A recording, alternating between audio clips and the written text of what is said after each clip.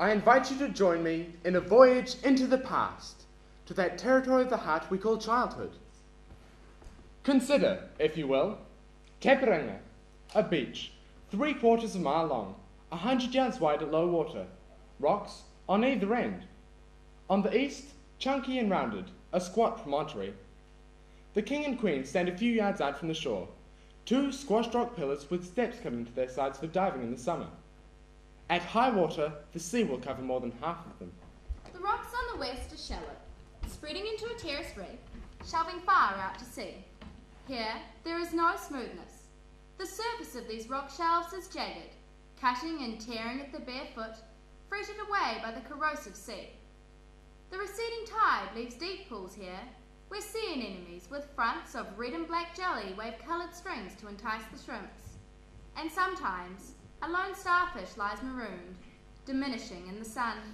Ahead, across a narrow channel, central to vision and imagination, Rangitoto, enormous, majestic, spread-eagled across the skyline like a sleeping whale, declining from its cone to the water in 2 huge flanges, meeting the sea in a haze of blue and green. It guards Teperanga from wind and tempest. It has a brooding splendour. The beach is fringed with pahutakawa trees, single and stunted in the gardens, spreading and noble on the cliffs and in the empty spaces by the foreshore. Tiny red coronets prick through grey-green leaves. Bark, flower, and leaf seem overlaid by smoke. The red is of a dying fire at dusk, the green faded and drab. Pain and age are in these gnarled forms, in bare roots clutching at the earth, knotting on the cliff face, in tortured branches, dark against the washed sky. Beside this majesty, the houses of Teperanga have a skimped look. They face the sea, unlovely bungalows of wood and tin, painted red and brown to thwart the rodent air. At the end of the beach, before the main road north leaves it forever, a clot of buildings, shops, banks, the council chambers, the Anglican church in wood and Gothic, cheek by jowl with the cinema, built to last, in brick. It's only 100 years since men dressed as chimneys, in top hats and black stovepipes, women dressed as great bells, tiny feet as clappers, all stepped ashore at Teperanga from a broad-bellied, wind-billowed ship. They brought with them grain and root, tilling and harvest, fruit trees, timber trees, flowered shrubs, grouse, sheep, pigs, cows, deer, horses, rabbits, fish, bees, language, law, custom, clocks, and coinage. Queen Victoria and her views on heaven and earth, the Trinity, Santa Claus, and the imagery of snow where no snow will ever fall at Christmas. 1,000 years of history, a shoal of shibboleths, taboos, prohibitions, and the murmury of a 6 months voyage. They threw them all together in a heap and stepped ashore to slash the bush, banish the natives, and pray silently far into the night. They left some of the Hootcows, and Rangitoto was beyond their reach. This is Teperanga, my heritage, my world. Sunday's the best day, Teperanga. I'm always up early on Sundays. Run round the path, snake around the crackatoo and the flax bushes, jump down the steps and on to the beach. The sand is a cold grey powder, slow seeping between the toes. This early Sunday half-world is the territory of the characters who come from hiding to spread their strangeness like plumage on the hospitable silver air. There, kicking a stone before him, is the Reverend Thurl mumbling his sermon. He kicks the flat people before him. His aim is often wild, and the stone shoots into the sea, lapped around by a lazy spoon. He dances on the edge like a heron, clerical black arms. Ah, thank you, my lad. Lose that and I'm sunk. Are you? Why? It's a talisman. I've had it for years. Helps me to think. Kick this along? I'm all right. My thoughts flow. I call it Peter. Do you know why? Peter? No, sir, I don't. Because the church is built on a rock called Peter. Oh, is it? Yeah, that's a joke. You're meant to laugh. Oh, thank you for the applause. Here, I must be off. Know your catechism? Nearly. Good lad. See you later. Won't I? He won't, but I don't take this. He throws a stone called Peter before him and hops off after it, roaring at the assembled elements of earth, air, and water. I tell you, you're like lost sheep. The voice fades and is gone. Over there, Miss Effie Brett has waddled onto the beach. She's supposed to weigh more than 20 stone. Barefooted, huge, and rock-faced, dressed in a long calico shift and tapered at the waist. She looks as if she's about to be baptized by some outlandish cult. Her hair hangs long and straight over her shoulders, and her eyes have a stony calm. She walks to the water edge, letting the sea froth bare her feet, raises her arms and locks her hands. One leg, as solid and shapeless as a jetty pile, slowly rises, as if she were a gigantic ballerina limbering up. Nice day! Yes, Miss Effie. How's your mother? She's very well, thank you, Miss Effie. I know what's coming. Drunk again? She screams with a leer of satisfaction. Yes, that was it. Always the same. I don't know what you mean, Miss Effie. Ask Sybil! She knows! Ask Sybil! Miss Effie and her sister, Miss Sybil Brett, live in Massey Street just behind us. One morning, when my mother was going to the shops, Miss Effie leaned out of her window and screamed, "She drinks! That woman! She drinks!" Miss Sybil appeared briefly, wrenched Miss Effie away, the sound of a sharp slap and fierce yelling. My mother was shocked and upset. It never happened again. Miss Sybil, a fiercely withdrawn, gaunt little woman, watched over her sister like a jailer. But once a week, early on Sunday mornings, she was set at liberty. She roamed huge and untamed on the beach, until a long blast on a whistle called her home. It came now, shrill and piercing. The great body shivers. The head rears up like some alarmed and cornered animal. Goodbye! Goodbye! Goodbye. She gallops off like a fastidious buffalo, whacking her flank as if she were her own jockey. I shiver. Miss Effie belongs to a different and terrifying race. Along by the rocks on the east end, a figure crouches in the smooth, wet sand, digging for pippies.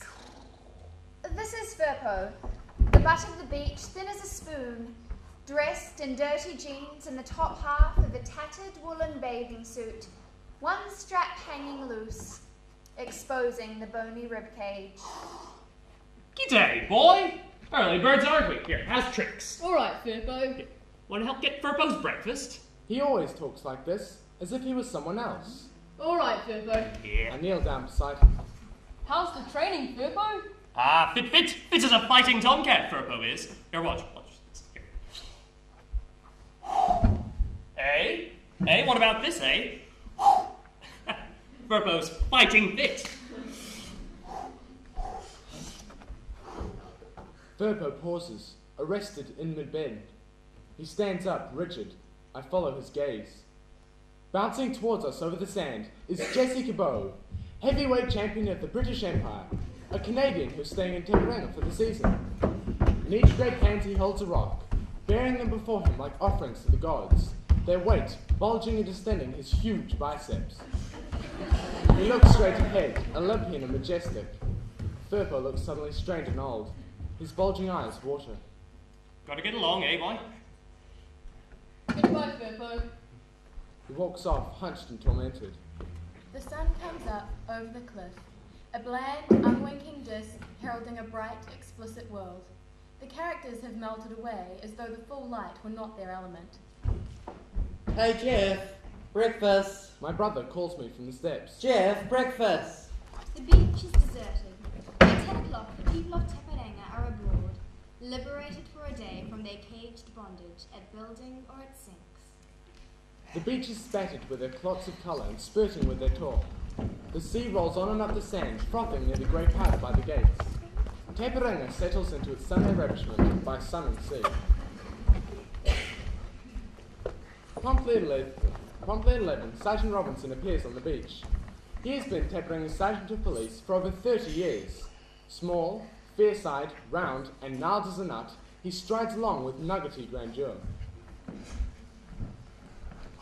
G'day, Robbie. G'day, Bill. Robbie! G'day. How you doing, Robbie? Oh, not so bad. He gets a bit mucky under me helmet. You ought to have a law passed, Robbie. No helmets in the summer. Get the government to vote on it. What's that? Government? Get them to pass a law, Robbie. What? Buy them jokers down to Wellington?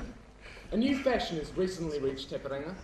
For the first time, men have begun to appear on the beach in shorts, and are no longer encased from neck to upper thigh. This offends Robbie's deeply Victorian sense of propriety. Well, I better get along. Hey! Hey, you! What is it, Robbie? And where do you think you're going? For a walk, Robbie. What? For a walk? Like that? All uncovered on your top. You're not decent. Oh, Robbie, come on! Cover yourself up. Quick and lively. All ears! All ears! Cover yourselves up! He lumbers off, muttering. Think this is a nudist colony or something. The men comply with towels until he has moved on. Bare flesh again emerges to barks of laughter, but not so Robbie can hear, for he is greatly admired and respected on the beach. You gotta hand it to him, though.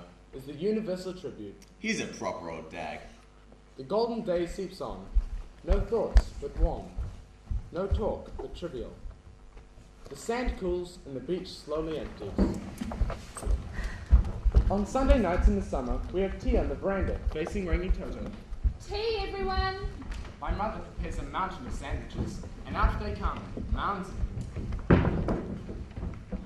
There we sit in the summer, while the day ends in gold explosions on the horizon, and the lower borders of the sky are suddenly drenched in pink, as though a full brush had been slapped around the rim. Below us on the beach, people are strolling, and a thin, rarefied tinkle of their voices floats up to us as they approach. Then a sudden blare of coherent sound. So I said to Phyllis, "What's the use?" "Yes." "Why don't you get rid of him?" "For good and all." "Yes." Will Phyllis give him up? Or this, in a high, fluty voice? Well, I went to her house, and everything on the line was silk. Really? Yes, and I thought, mine's cotton. Or an urgent, foreign voice? "But Hans, why did you do it? What were you thinking of?" What had the man done so far from home? Huge questions, teasing the mind forever. Laughter like a rocket burst, hanging on the air in still showers of sparks. Tonight we have guests.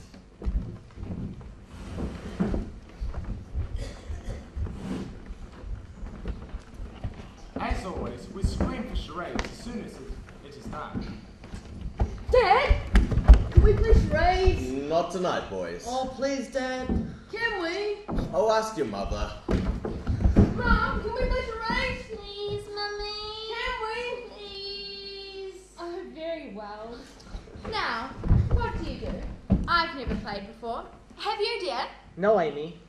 What do you do? Well, it's easy. Someone chooses a word, And then you act it out. and then you have to guess what it is. Oh. The first one's guess goes next.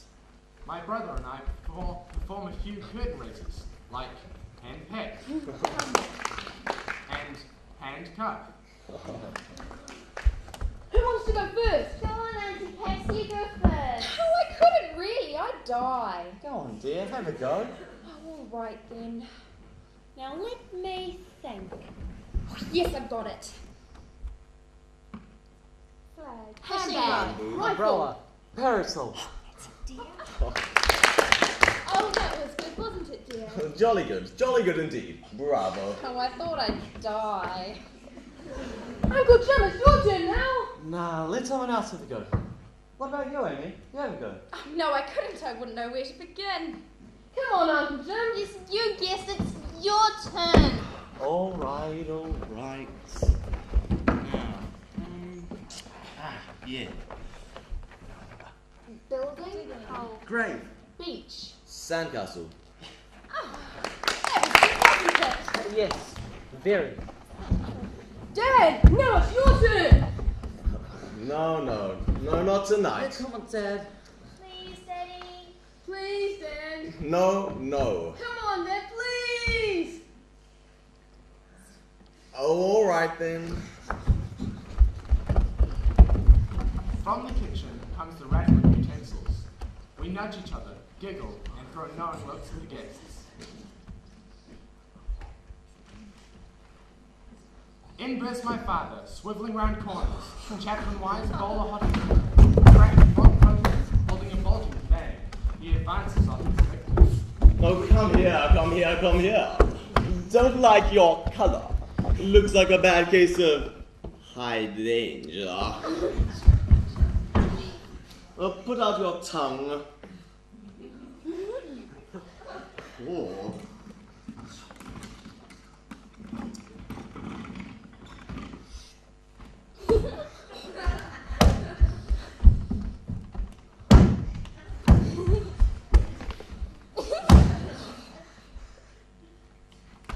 Oh, this is serious. Convulsions has set in. Well, we must operate at once.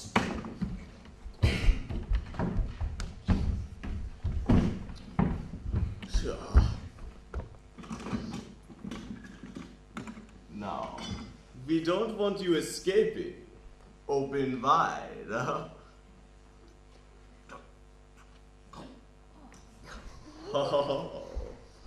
Now, what's best for the incision? Aha, the very thing. My tenon saw. Don't worry, it'll only tickle.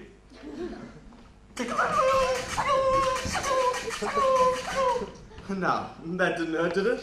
Stop laughing. Pin back the flaps. That's the way. Now, we need to dig. Get at the root of the trouble. Where's my garden trowel?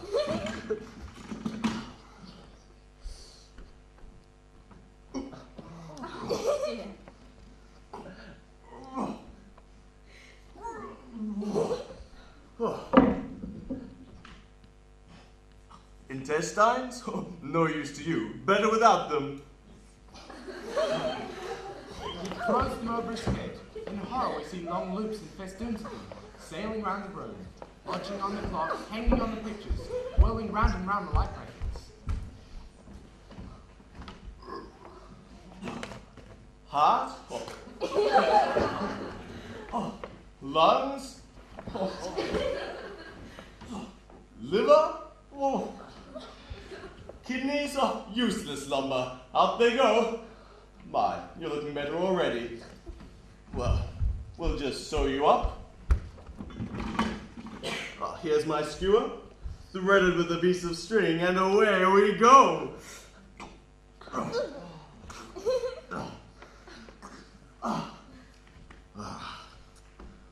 So.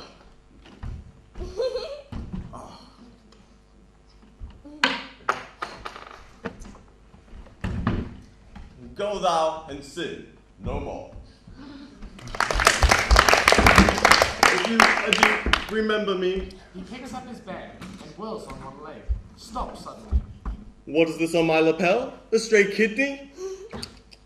He flicks it off with a lordly air and whirls off on some other fearsome errand. Gasping, we scream for more. Come on, Dad, more! There is always only one. In a moment, he returns as himself, and gazing at us over his glasses with the mildest of airs, we look at him with astonishment and awe, that under that genial mask there lurks, crouching to spring, that ferocious doctor.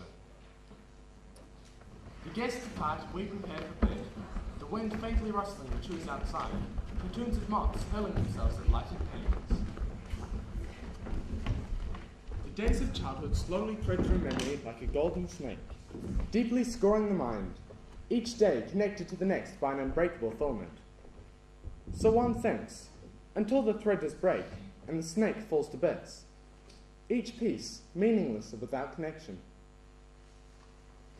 The night of the riots. They've wrecked the city. My father pounding down the hall, waving the morning paper. What's happened, Dad? Read it yourself. You're old enough. What is it, dear? Oh, they've broken every window in Queen Street, searched through the city, looted everything in sight. Why did they do it, Dad? Oh, it's a long story, son. Well, I'm not surprised. It's a crying shame. There's a limit to what a man can take. It's all right for us. We haven't been affected by the depression. But the relief is precious all. You wouldn't like to see our children go hungry? You should have been a trade unionist, said my father tersely and went off to shave. Depression. Relief.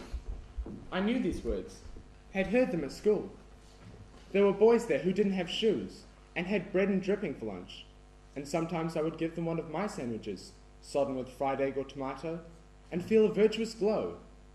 But never had I related it to my own world, bound as it was by an unchanging security. And when Mr. Thurl read from the pulpit of the land of milk and honey, I thought it was my own. Milk we had, honey we had, and when the men came to the back door, every day selling junk out of battered suitcases, and my mother had to say time and time again that she wanted nothing, and the pinched, drawn faces creased into sickly and plausible lines. I saw them, yet still I was not shaken. There was us, safe and solid, warm at night, and there was them, hungry and persistent, but separated from us by an uncrossable gulf. And now a whole city had exploded into wildness and savagery. That day I went to school, heavy with a new load. Everyone there was talking about it.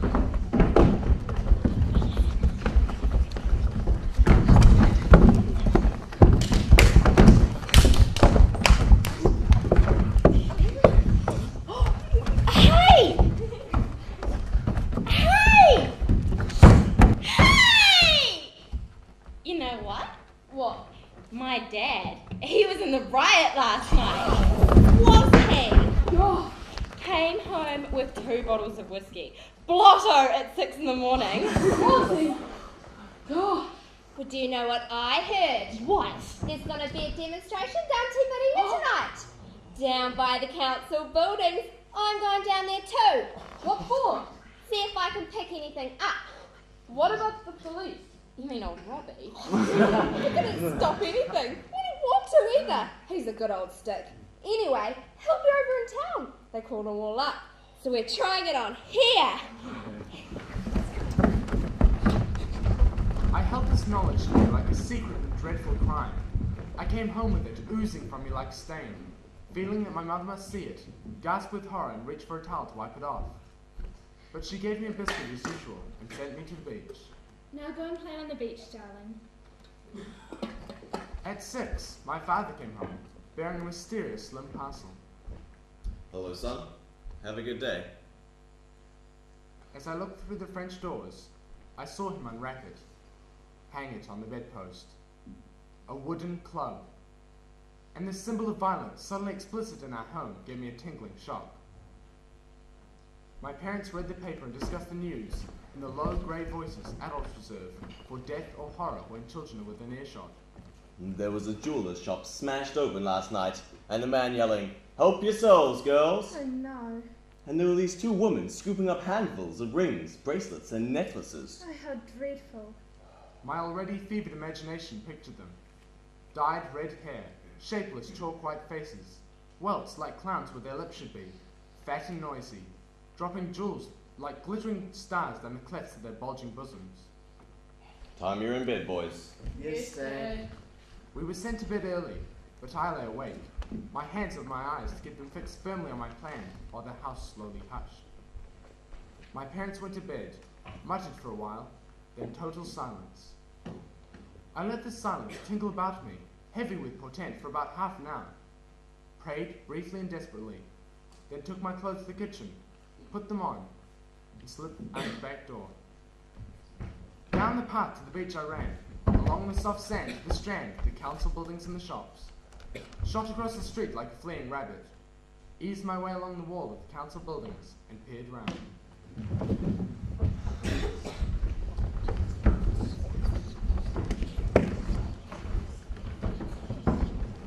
No sign of Roy Baker. He had been wrong about the police, for there was Robbie, baton in hand, neck set in stern, his face square and remote. Now, I've told you this before, and I'll say it again. The first lot of his jokers starts anything lands in jail. We'd like to see a try. Yeah! So make up your minds. Who's it gonna be? I got powers here and I can use them. Well, listen, Robbie. Sergeant. I'll break it down, Robbie. Yeah, Robbie, come on. You get nothing out of me unless you use my right name. Well, Sergeant, then, how long's it been since you had a good square meal? None of your business. Tonight, of course. Look at that pook. Big fat slob. Well, none of your lip neither. I may be an old joker. You got my job here. What would that be, Sergeant? Keep law and order. You fellas out of mischief. I surely will. I gotta put the whole lot of us in clink. Now why don't you all go home? Is it gonna help the missus? Or your kids if you land in clink and face a charge? Got nothing against you jokers. Just I got my orders. Have to do my job. You know what my kids ate for dinner tonight? One boiled spud each, you know? One boiled spud. Yeah, mine too! There's your land of milk and honey for you. God's home country, Jesus! Well, I'm not responsible. You can't blame me. You gotta leave it to those jokers down at Wellington. There's no other way. The old bastard's right. He's only doing his job. We're doing no good here. Let's get along. There was a shuffling, then a sudden concerted move. The stones clattered to the ground as the grey-faced eyeless men passed out into the light. Silent, beaten, their spirit as motley as the shuffling wolf. Robbie stood motionless, the light falling onto his helmet. His face showed neither pain nor pleasure, neither scorn nor pity, and he too passed out into the night. Silence. I came out from behind the wall, stood for a moment in the light. There was a little cairn of stones in the middle of the street. I kicked at it. Suddenly the stones scuttled away from me, rattled in the gutter. I crept home along the beach, let myself into the house, changed and slipped back into bed. For a long time I lay awake. An iron grill had clanged shut on my mind. I could still see through its bars, the receding landscape of childhood, immured there pure and shining. Ahead, the multicoloured adult world, man's own country, studded with grim effigies marked greed, authority, pride and law, armour to be assumed for adult occasions, and humour, kindness, sacred and redeeming graces, as I had once seen them and loved them in the old policeman. How easily, how willingly extinguished. That night marked an end. The end of the golden weather. Christmas Eve, a day as long as a year of penance. In the kitchen, my mother's face is flushed from the stove. Mum? Yes, dear. Can we have one of those cookies? You dare. Those are for Christmas Day. Now run along and play. Oh, Mum! Run along outside. What about a piece of cake? Run along. All day long, our mother has drawn forth cakes, scones, biscuits, mince pies. There they stand outside, cooling in the shade, platoons of them, 4 abreast, marching into the barracks of abundance. Let's hide behind the door. Eh? Behind the door. What for? So we can nab something if Mum leaves the room. Oh, alright. Our mother leaves the room. Hey, come on now. My brother and I creep in like conspirators, making the secret sign of their order. Fingers crooked, scoop them into bowls of icing, chocolate, lemon, vanilla, and feel the cool, sharp flavours sting our tongues. Aha! Caught you red-handed. I thought There! That's for you, and that's for you. Now run along and play on the beach. Wait till your father comes home. My father comes home early. Is that you, dear? Yes, it's me. Springing without the weight of the year, a fortnight to go before he shoulders the next load of days. You're home early, dear. Thought I'd miss the rush. Town busy? Queen Street was packed. You should have seen it. And pour us a beer, dear. Where are the boys? I've sent them down to the beach. More cards? Yes. Oh, one from Jim. Oh, how is he? Oh, asks after us all. Wants news of Uncle Frank. As my mother passes him, weary and distracted, he sweeps her on his knee. Oh, George, stop that. I haven't even the time nor the... Stop it! He nuzzles in her neck. George! She screams and smacks him. Now put me down. The kitchen is full of laughter. The long, long day falls at last along the beach. The darkening house is wrapped around the mystery, and I, pious and smug, my mind swilled clean with the foaming suds of goodwill, take my brother off to church for Christmas Eve. Now you come straight home after church, won't you, dear? Yes, Mum. Off you go then.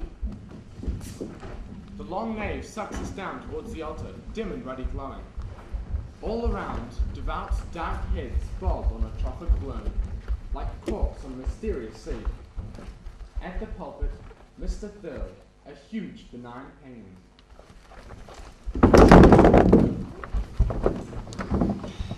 Behold, a virgin shall conceive and bear a son, What's a virgin? and he shall be called Emmanuel, which means God with us.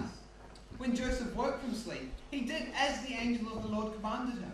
He took his wife and knew her not, until she had borne him a son, and he called his name Jesus. Let us pray. Almighty and most merciful Father, we have erred and strayed from thy ways like lost sheep. We have followed too much the devices and desires of our own hearts, offended against thy holy laws. How? Asks my brother puzzled. I give him a look. Impious little. We have lived Undone those things which we ought to have done, and we have done those things which we ought not to have done, and there is no help in us. No help. No help. Just two sick boys, stuffed with sin, packed tight with evil and joy, flooding them, sweeping them out of the church in an abundant time.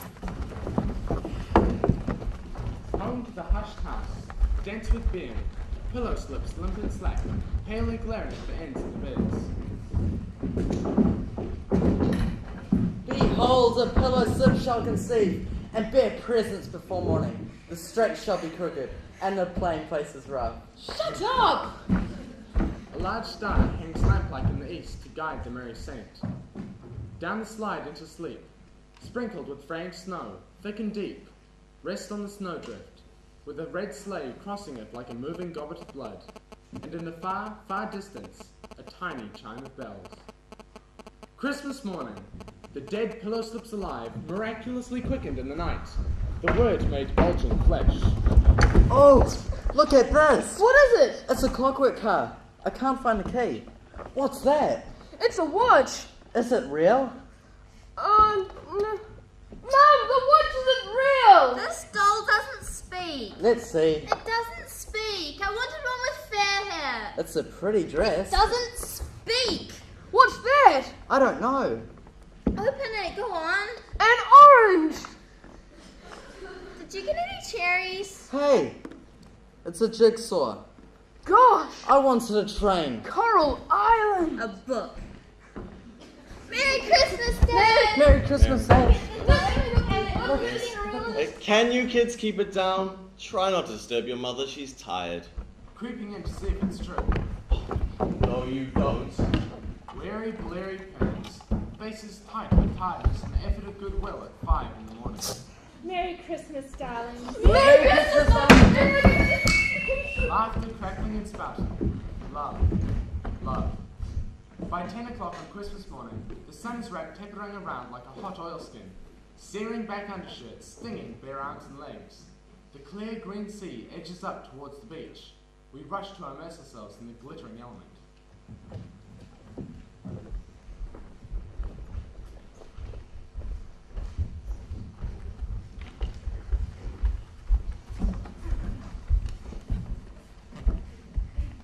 Mum, there's Mr. Johnson. Wish him Merry Christmas. See if he smiles. Well, Mr. Johnson's hard old dial, as blank as a prison wall, fisher and crack with the earthquake of a smile. That's enough, boys. Go on, try. Merry Christmas, Mr. Johnson! No, he won't. But at least he mutters through closed lips. Oh, Merry Christmas, what? Look at crabby old Miss Mackay. Where, dear? There, see? George, look at that. What? There, dear. Oh, good heavens. She never goes in more than up to her ankles. Look at her now! Look at her now, Miss Mackay, who never ventures in further than ankle depth, never allows herself more pleasure than a cold, dour sluice of her mottled, flesh-rippling shoulders, or a hand scoop of sea to slosh into those cavernous armpits. Look at her now, George. Slowly and majestically out to sea, powered by an antique breaststroke. She looks like a whale. a noble and dignified old whale. Then the parade begins. There's Sergeant Robinson. Just look at him. He's got his medals on. And those are his medals from the Boer War, lad. Morning, Robbie. Merry Christmas. And to use. Dad, there's Jessica Bow. Jessica Bow appears in the full rig of a British Empire chap. Towel robe of red, white, and blue. He's got his gold belt on. Look at him go, Dad. By God, he's getting fit, even on Christmas Day. You gonna keep that belt again, Jesse? Oh, hey, yeah, sure. What did he say? Didn't hear. Good morning, Miss Effie. Good morning, Miss Sybil. Miss Effie and Miss Sybil emerge from morning service. My dear, what do they look like? Been to church, Miss Brett. Merry Christmas. Will you look at Miss Effie? Miss Effie bounds along, shouting, laughing, crouches in the sand, turns, then waits. Miss Sybil, urgent and gawky, marches up behind her, prods from the back of the ferruled stick. Up she jumps, skips and dances on. Merry Christmas! Merry Christmas, Miss Effie. The day moves on, so white and generous that nothing must sully it. Mummy, the boys are throwing sand on me! Stop it, you boys. Don't cry, darling. What? Tears on Christmas Day? Can't have that. Come on all home for lunch. It's your fault. You told me to. Stop that, you boys. What? Quarreling on Christmas Day? Peace on earth for 24 hours. Fatigue shall be banished. Discomfort shall not be admitted. Smiles will be fixed on Christmas Day and worn like honourable decorations until the clock striking 12 proclaims release. The feast. Table gleaming white, laid with silver implements in squads. At each plate, a coloured cracker. The turkey, borne aloft to the sound of toy trumpets, majestic breast like a proud mountain ridge. The pudding, dark and tacky, rich and thick, surfeit in abundance, bellies like sinkers. At 1:30 p.m. the temperature reads 88 degrees in the shade. After dinner, the mountain of dishes lies ignored, and my parents emerge to sleep. My brother disappears towards the beach. Where are you going? Down to the beach. What about the concert? What about it? I've been preparing it for weeks. You promised to help. I'll help! I don't want to be in any old concert. I'll give you my chocolate fish. What else? I'll swap the ball you got for mine. What else? I'll give you half my pocket money. All of it. Oh, that's not fair. All of it. No, half. All. You're mean. Oh, all right then. As long as I only have to say 2 words. Hello, Dad. That's all you have to say. And only come in once. Only once. Yes, now come and help set up. Oh. Nervous inside, we spent the afternoon setting up the costumes and properties. The day ends in the west, and my parents emerge from sleep, and, like one shades of the dead, dazedly pass through the motions of washing up.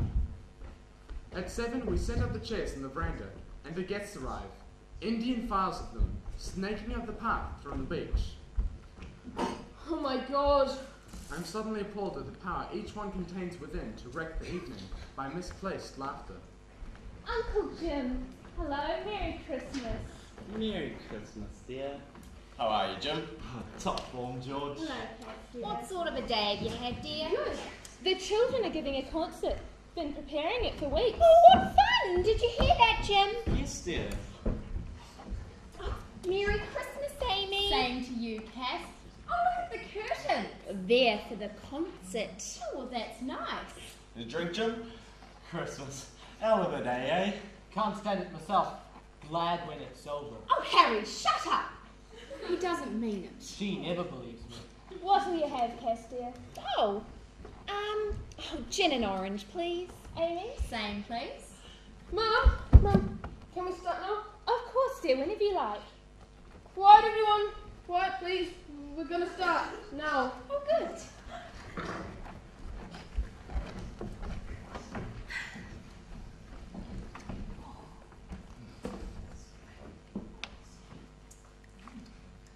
Quiet, everyone.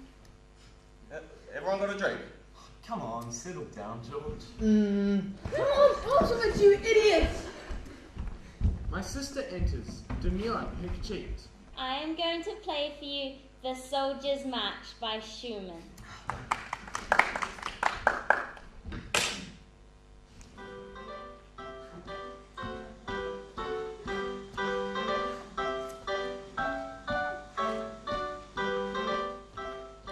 She places Schumann with a softly radiant poise I marvel at. I follow, my mouth dry, my eyes wild and unfocused. Minuet in G by Paderewski. I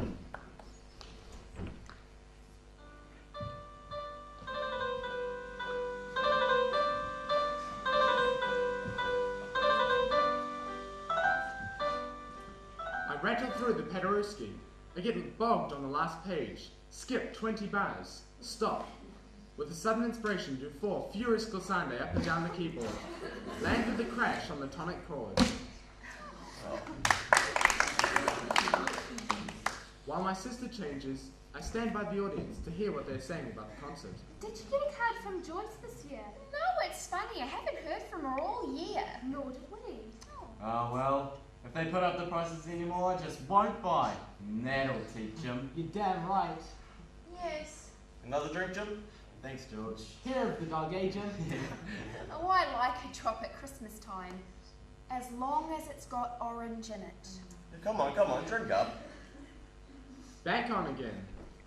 Mendelssohn's Spring Song.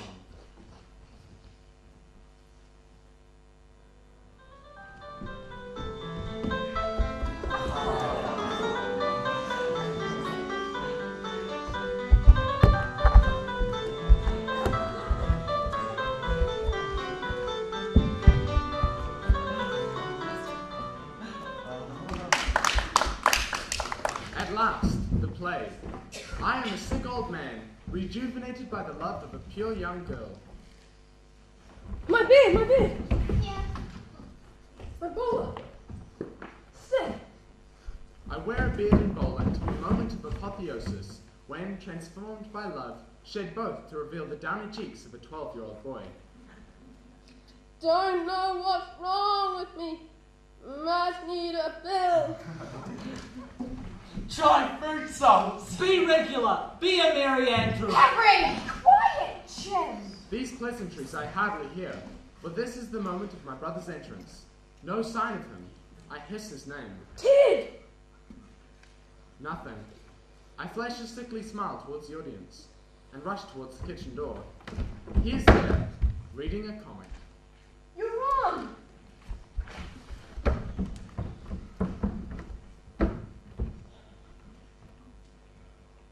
Hello, Dad! What? Hello, Dad! La la la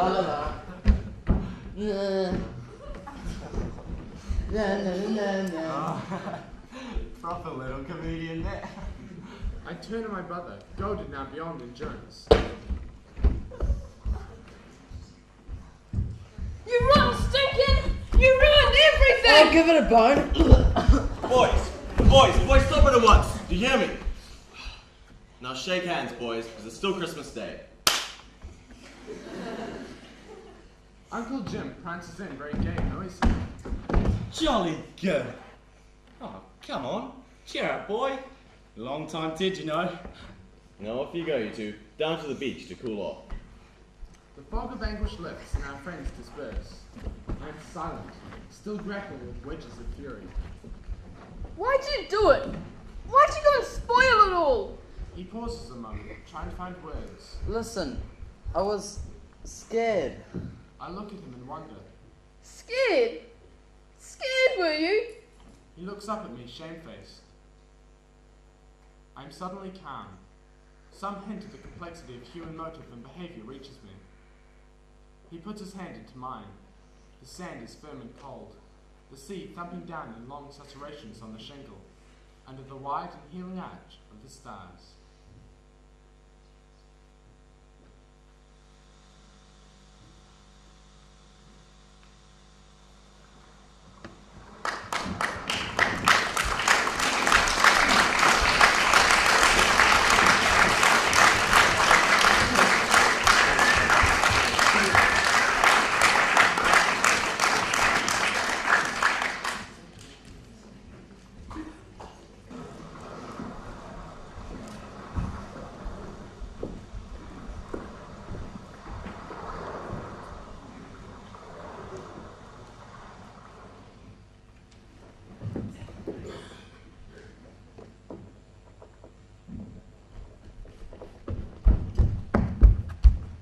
One Sunday morning, I am early on the beach and meet the sun showing a rim of a pale sea. The breeze of the water is damp and warm. I sniff its soft, salty breath. Summer is in the air. I draw a heart in the sand with my toes, put my initials in it, and then, after thought, another page. Draw a long arrow through it, marking the V-head with a firm big toe. Give a grimace of disgust, race for the rocks. I clamber on and now, the sea is far below me, and there, hanging down the cliff, is the green staircase. I've passed it 100 times, but now, inexplicably, it is bathed in an unholy light. I'm Jack, and this is the beanstalk. I know I must go up now and explore. Find the castle, ask for the food, trick the giantess, hide in the oven, steal the goose, and kill the giant! I know the giant and giantess already. The Atkinsons, old and stinking rich. She's all right. Tall and stringy, with a head like a dangling flower. I always want to blow on it and see her sparse grey hair fly off. But he's a creaking, wobbly wreck. Always at Rotorua to soften up his brittle bones. Sometimes you see them strolling on the evenings on the beach. The old man picks his way along with a stick, and as you pass, you can hear his old bones go click, click. I fill my lungs with air and rush at the steps. Sea, rocks, king and queen receding and diminishing below me. Reach an old iron gate, push and enter. Enter the giant's demesne, and there, ringed in huge clumps of wild broom, a little house, an old bench, a tumble-down whare. Softly, I step on the porch. Fearful, I look over my shoulder. Silence. The wind stirs. Grudgingly, the door opens a little. A swish of grass. A step on the porch. G'day, boy. Who are you? Jeff Stone, who are you? Furbo's the name. Furbo what? Oh, just Furbo. Well, you're a kind boy. A good boy. Yeah, suppose so. How old are you? 12 and a bit. Ugh. Double figures. Don't like double figures. Why? Double figures laugh. They laugh. 9, 7, 8, 6. They just look. They don't care. Do you laugh much? Quite a bit. Ugh. Well, it's full of it. Takes your skin off, leaves you feeling all bare. Would you laugh at Furbo? I don't think I would. Here, she sent me down here, like an old dog. She is? Who?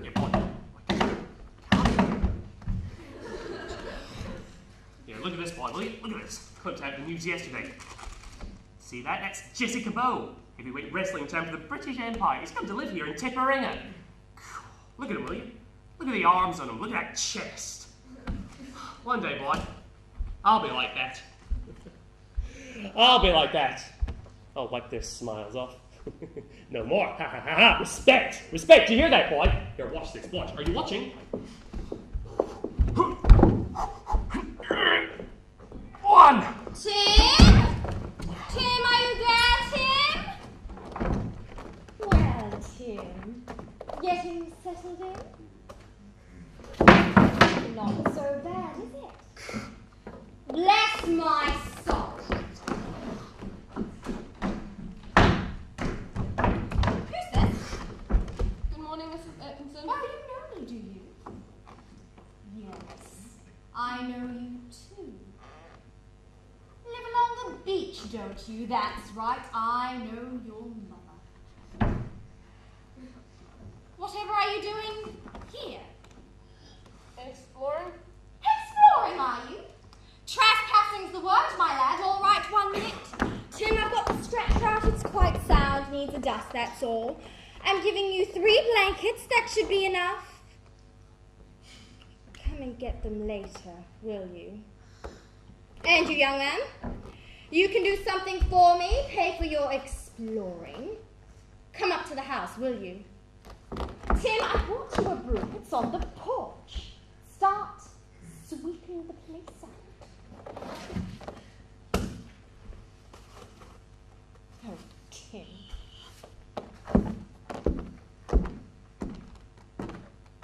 Tim? Don't give me that look, dear. It's all for the best. Really, it is. All for the best. And remember one thing, Tim.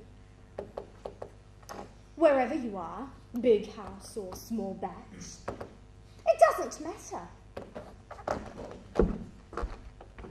God watches over you, wherever you are.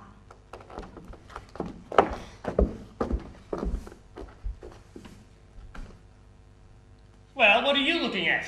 You heard her, didn't you? Why'd she call you Tim? Get out! Is your name Tim? Ah! I'm waiting, son. I can't see the path. No, there's no path here. Hasn't been used for years, not since my children were small. Stick close to me. You can share my track, all right? All right. Quick march. She seemed to swim ahead, pushing her way through waist-high gorse, her old hands clearing the thorns in a feeble breaststroke. The bushes closed behind with a swish and flash of yellow. The house looms up. We pass from wilderness to new country, tended and civilized. Do you like my roses? Could your mother grow roses like these? I don't know. She hasn't got the time. A gravel path, and there, in a wheelchair, sits Mr. Atkinson. White-haired, white-suited, white moustached, white tufts sprouting from his ears as large as mussel shells. Who's this, Ella? I found him in the batch, guys. Said he was exploring. You know him, dear, those nice people along the beach. Come here. Well, how's he taking it, Ella? Tim? Oh, not bad, guy. As well as can be expected. He should never have left that asylum. Blood's thicker than water, guy. Oh, is it? Well, I have my own ideas on that one, too. Oh, guy, in front of... Well, listen, son. This man you met just now, it's poor Tim Barlow, my sister Jane's son. She died last year, you know. Well, I'm afraid he's not all there. Thinks he's someone else all the time. Furo or some such name. Guy, who's Furo again? Oh, who cares? He's a damn nuisance. Guy, don't shout at me like that, dear. It's bad. Well, listen, son. You're old enough to know he's not like other people. Needs looking after. You can see that, son. He used to be in an asylum, but he talked of killing himself all the time, so they asked me to look after him. Well, you see, we just can't have him in the house. He's dirty and upsets things. But he'll be quite all right in the batch while the warm weather's on. Thank goodness we did pull it down, Guy. I'll stock him up with tins. He likes pippies. He can grow his own vegetables. Keep him busy, Ella, that's the thing. Well, he's a good gardener, Guy. One thing he seems to like. Now, we don't want anybody to know about him. We're well-known people. You can see that, son. You're not to tell anyone about him. Not even your own people. Promise? Promise? Yes, Mrs. Atkinson. And you won't come here again, will you? Good boy. And now here's a little thing you can do for me. I've got his breakfast ready. Will you take it down to him on your way home? Good. Oh, do little boys like sweeties? Yes. Good, see if I can find one. I'm left alone with the old man. His face becomes one huge sneer. Furo! His head rears, his mouth rises. Oh, Lord! Oh! I did find a sweetie. Do little boys still like paper toffees? Yes. Open. Now, be on your way, boy. Don't forget your promise.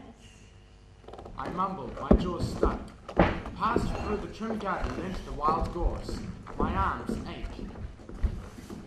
Furo, sweeping with a strange slim elegance. Here's your breakfast, Mr. Barlow. He rears as if stunned. Furo!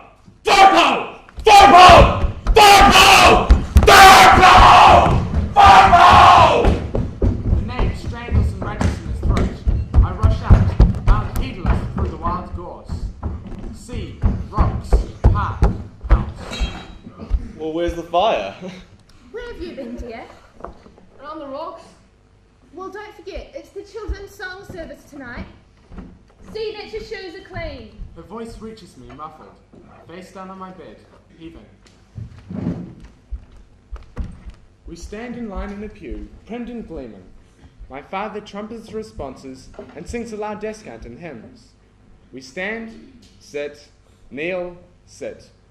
Last hymn, flip the pages.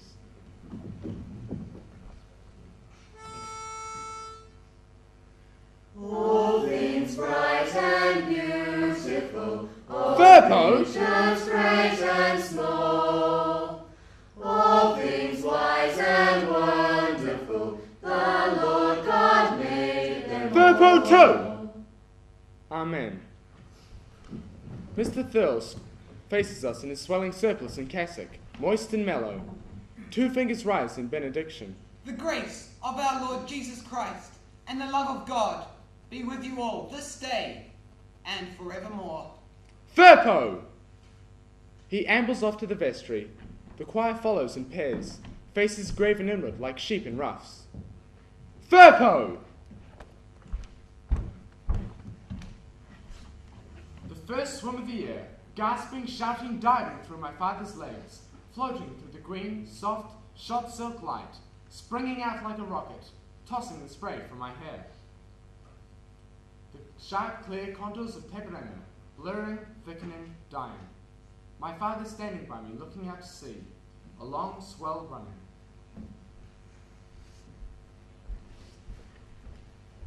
Dad, Yes, son? who was Furo? Furpo. Oh, yes. He was a famous South American boxer, wasn't he? Now, didn't he and Jack Dempsey, Oh, never mind. He was a great athlete. A world beater. The dark swell beats and flexes into a huge muscle, a white rope of foam on its crest, and dashes for the shore, spurting and hissing on the shingle. Summer advances. The sand in the weekends is too hot to walk on, and people in bright bathing suits come down and sunbathe all day long. One Sunday it's a scorcher. We've been on the beach since 9 a.m, and now at 11:30 we've had 5 swims. Over by a gate, Joe Dye and Bob Ferguson skylarking. The sun beats down and licks our flesh with a searing tongue. I am almost asleep. Look! I sit up. Crikey, it's Furo! A wave of laughter leaps up from the sprawling bodies on the sand. Who is it? Where's he sprung from? Never see such a rooster. Come on. My brother rushes off, and I tear after him, get him, and find myself face to face with Furo. Good day, boy.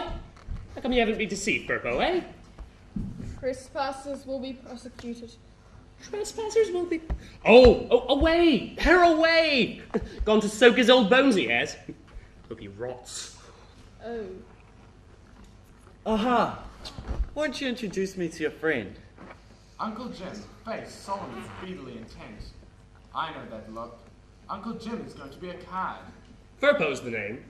As if you were to say, I am the resurrection and the life. Mr. Furo, welcome to Tipperary. Come and meet the folks. Come on now, don't be shy.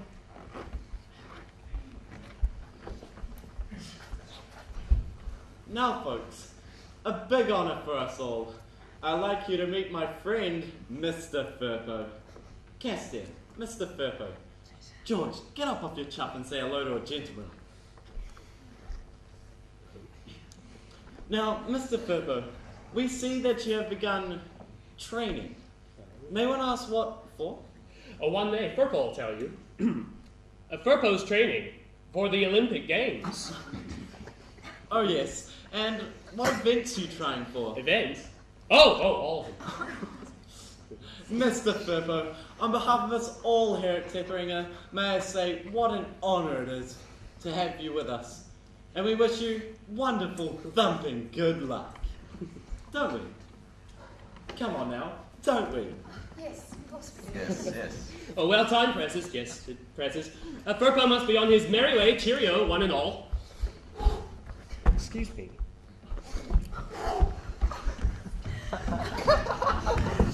You were dreadful, dreadful. I thought I'd bust. By God, you're a dag, Jim. Oh well, say this for the old beach. Never a dull moment with birds like that on it. My mother looks after the retreating figures.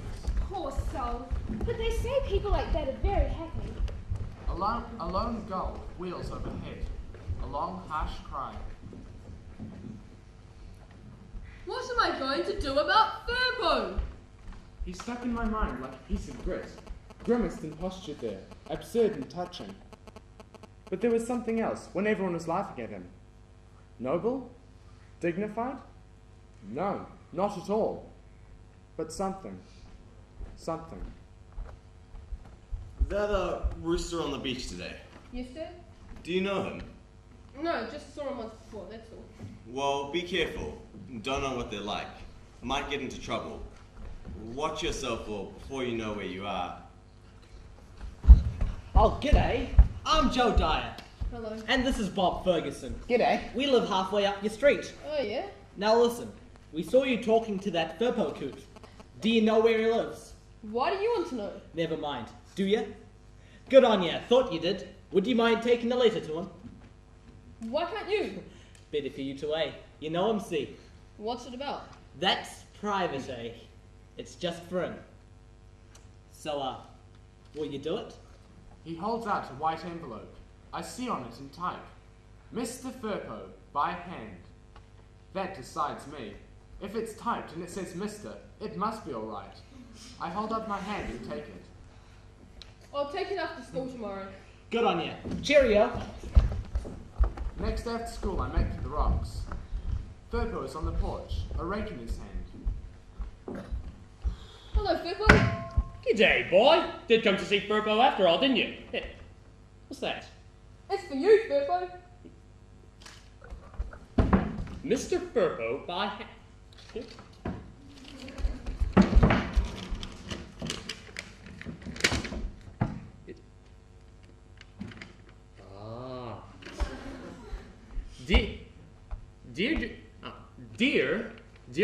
Dear Mr. Furpo, we hear you are a content. Boy, read it, will you? Dear Mr. Furpo, we hear you are a contestant for the Olympic Games. Some of our local boys have begun training too, and we think it might be good practice for them if we have a friendly challenge race on the beach next Sunday afternoon. The time will be out, and at 3 o'clock should be a good start time. The athletic club will provide the starter. The course will be along to the first cable post and back. No handicaps, so we hope to see you next Sunday afternoon at 3 o'clock. Signed, Joe Dyer and Bob Ferguson. Furpo, are you going to do it? Yeah, he'll do it. Furpo will do it. Yeah, Furpo's the name. Well, you know that, don't you, boy? Oh, well, Furpo can do anything at all, see? But what do they do to Furpo, eh? What do? They lock him away. They hide him away from the sun. They give him a different name, but it's Furpo. Furpo, always Furpo. Time's coming. Oh, yes, boy. The time's coming. And do you know what you'll be then, boy? Do you know? A made man. A made man. Shall I say it again? A made man. A made man. Made man. Made man. Furpo? Furpo? No answer. No recognition. I move away from him slowly. I am alone. I reach the beach. A deep voice begins rumbling in my head. Made man? Made man? Yes, a man half finished, soon to be made whole. By him, up there. Him who can move mountains and whom no secrets can be hid. No, no. By me! By me! Made man! Made man! Furpo the made man! Furpo leading the field at the half mile! Furpo on the dais, laurel leaves on his brow. The voice of Furpo. Thank you, thank you. I just want you to know I owe all my success to the fair-headed boy in far-away New Zealand who helped me when all was grey. Cheerio, one and all. Oh, shut up, shut up! The noble figure of my imagination blacks out. I reach the house. Maid man! The voice whispers on a long breath, leaves me alone.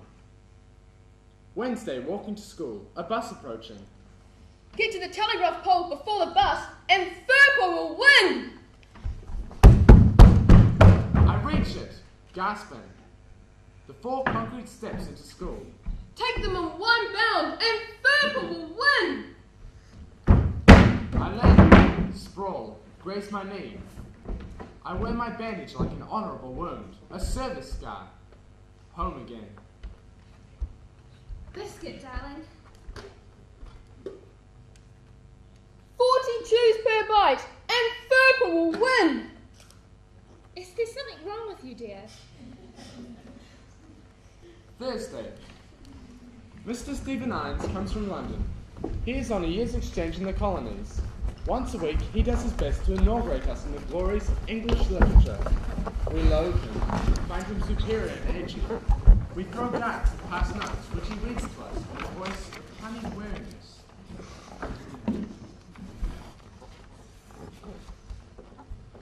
I wandered lonely as a cloud that floats on high o'er dales and hills, when all at once I saw the crowd, a host of golden devils. Boy! Boy!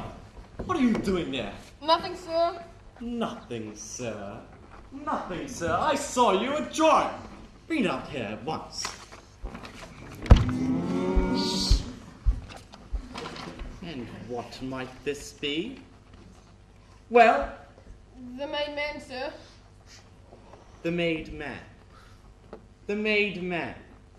This thing, this bulging gargoyle, is the summit of all human endeavour. Is it? I don't know what you mean. Oh.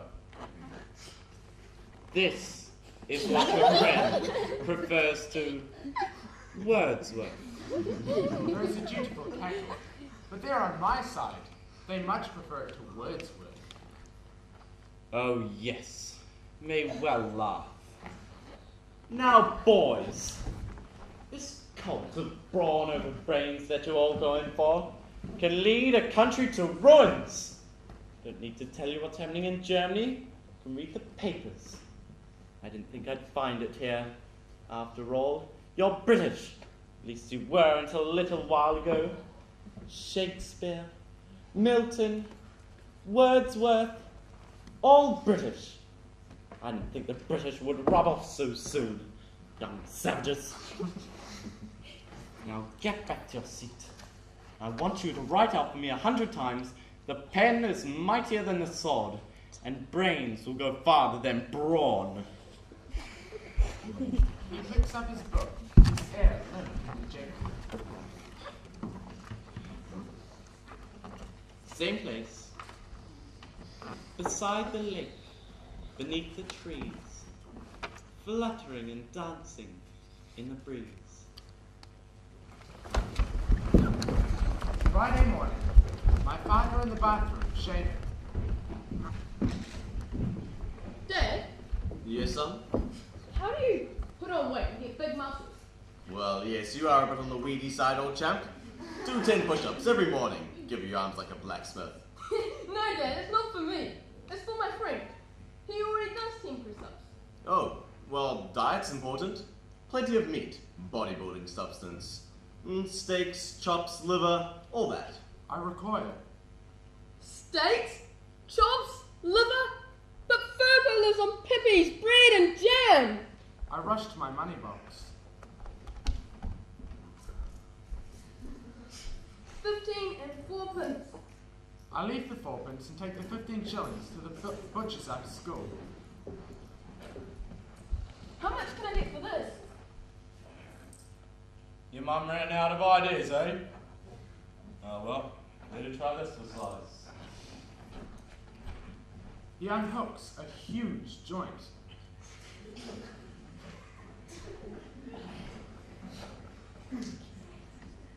I stumble out carrying half a sheep, stagger to the rocks, and arrive at the bench, gasping. Furbo's on the porch, shelling pippies into a pot. Furbo, I brought this for you. G'day, Bible. What is this? What's that for, boy? So you can build your body up for Sunday. No.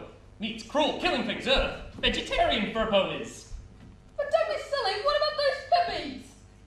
Oh, that's different, boy. You see, pippies, they can't feel, they don't know. But meat, animals, they feel, they know. No.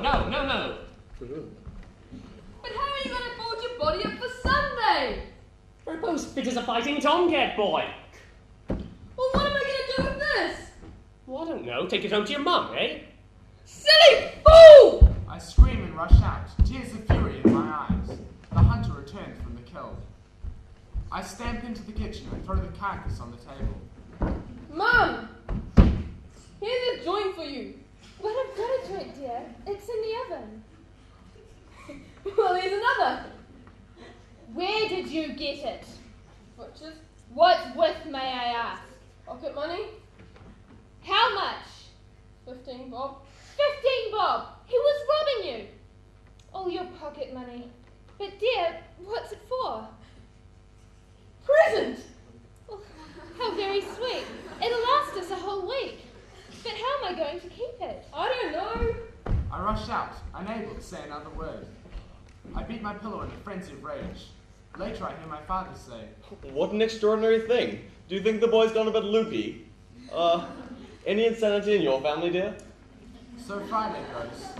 Saturday afternoon.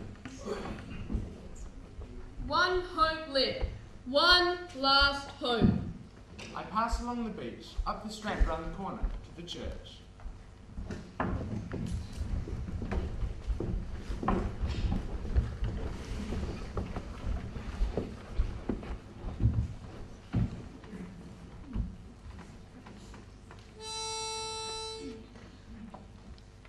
Praise God from whom all blessings flow. Listen, God! Praise Listen! all I creatures want to talk to you here about a man called Furbo! Hallelujah! Listen, God! Praise him above the Singing goes on, heavenly solid waves host. of sound. Praise Father, Son, and Holy How will God Ghost. listen to that mum? It must be devil ring. Hallelujah! Hallelujah! Miss Mackay, I believe you've got a minimum there. Not a project. 2 beats, not 1. 2. Listen, God! Listen! I want to talk to you Not about one. a man called Don't forget it Furbo! now. Furbo! All right, Furbo Fire. must Let win! it be. Bottom of Furbo! page. And remember, it's a song of praise, not a funeral dirge. 1, 2.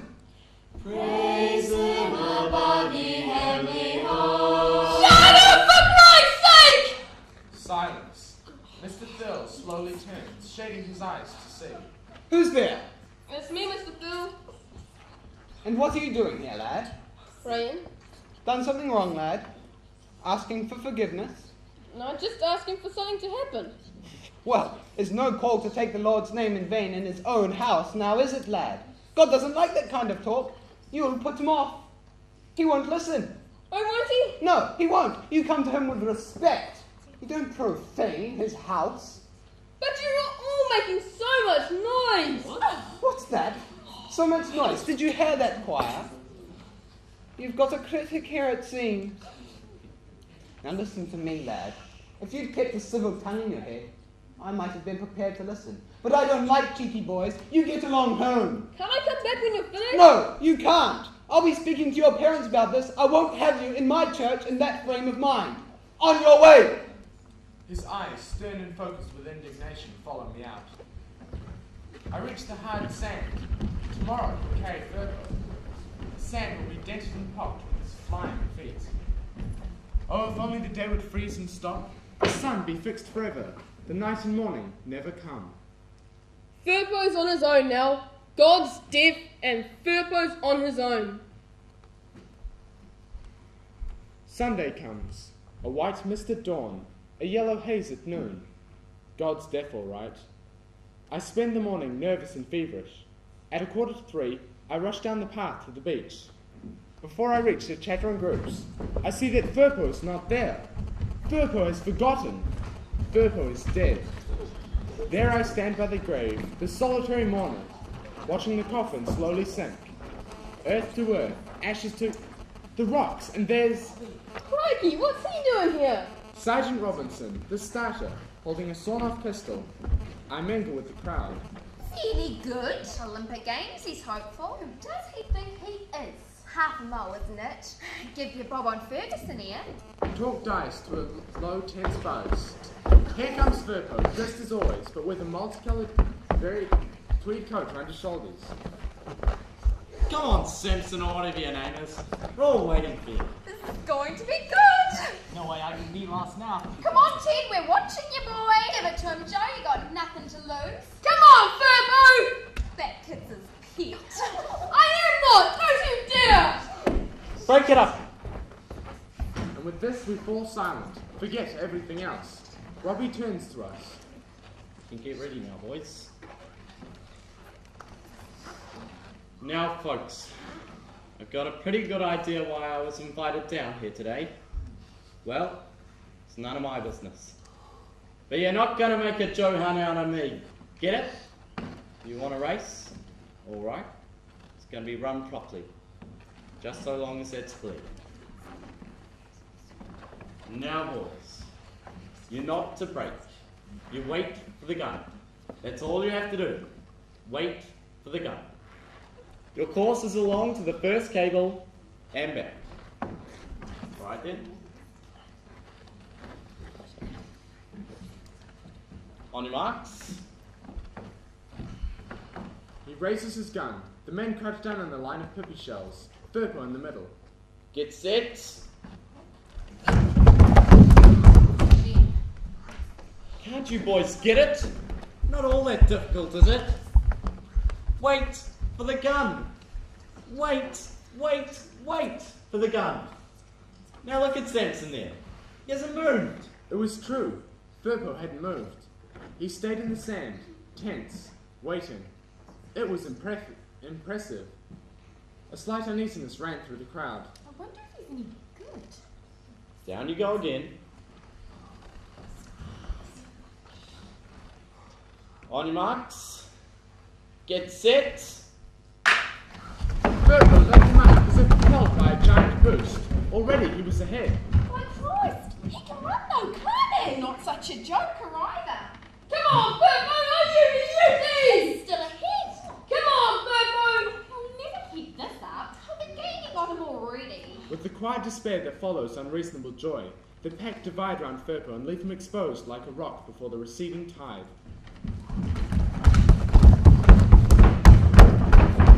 Furo gives one last desperate wild lunge into the air after them, and falling gawkily like a heavy albatross, lies on the sand, still. God, what a nut! Olympic Games! Ought to be locked up. Will you look at young Joe Dara over there? Come on, boy, we're maybe bucket cold feet. Yes, now they could enjoy the race. Furo sees me. He looks at me with clear eyes, suddenly mild and full of comprehension. I'm done, boy. Give us a hand up. I drape the coat round his shoulders and slowly raise him to his feet. He staggers a few steps and gets a wheezing cough. Here, put this on. I feel a sudden sharp warmth. I've never been so happy. The race is over and the crowd is straggled. Joe Dye has won, and a few moments later he comes trotting back.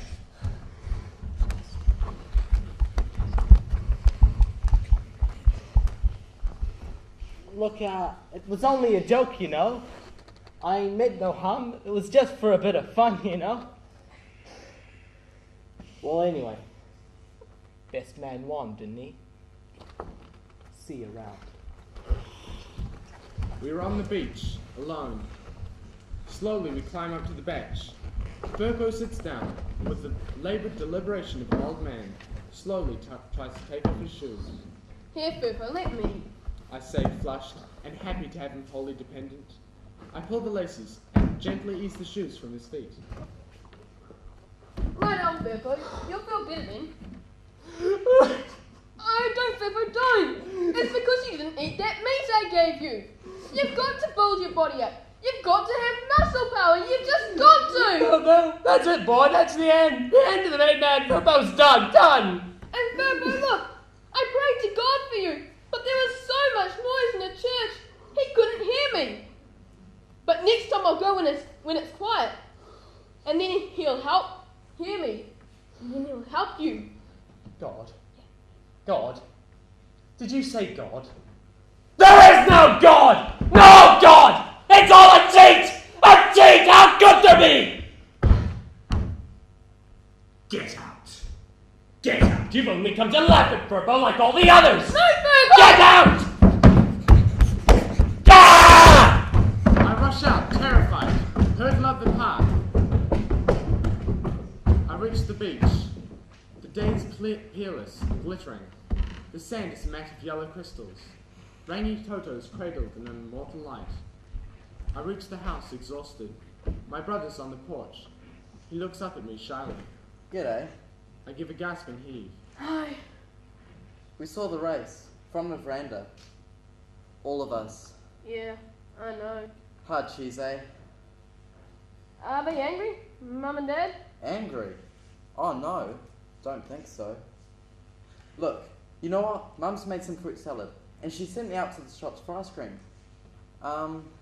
You can have mine if you like. I stand silent, unable to speak. Well, what are you crying for? It's all ready. Let's go have it, eh? We move into the house together. Christmas comes and goes, abundant and distending season. January moves on, and soon the holidays left had to be counted on the fingers of two hands, then on one. Then I am back at my desk as if I had never left it. The days shorten, slowly at first, then with a sudden rush. One day, I am on the beach when the water is cooling, and one quick swim is enough. I find myself at the foot of the green staircase. A sudden impulse takes me to the top. The bench is gone. Well, not quite gone. A heap of rotting timber lies stacked up. You taking all this stuff away? Yeah, that's right. Where's Furpo? Who? Furpo, the man who lived here. Oh, the nutty joker. The athlete, you mean. Why, he a friend of yours? No, I just wanted to talk to him. You want to talk to him, did you? Well, you can too. Tuesdays and Thursdays, 2 to 4. What? Son, they've taken him off to the nut house. He was getting violent, you know. He took to old Mr. Atkinson. You could hear right down the beach what he was saying about old Mrs. Atkinson, who's been so good to him. So they carted him off in a straitjacket. Weeks ago now. What's up, son? Feeling a bit crook?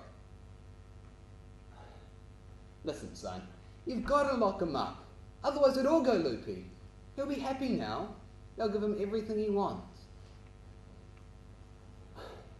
Well, I must be off.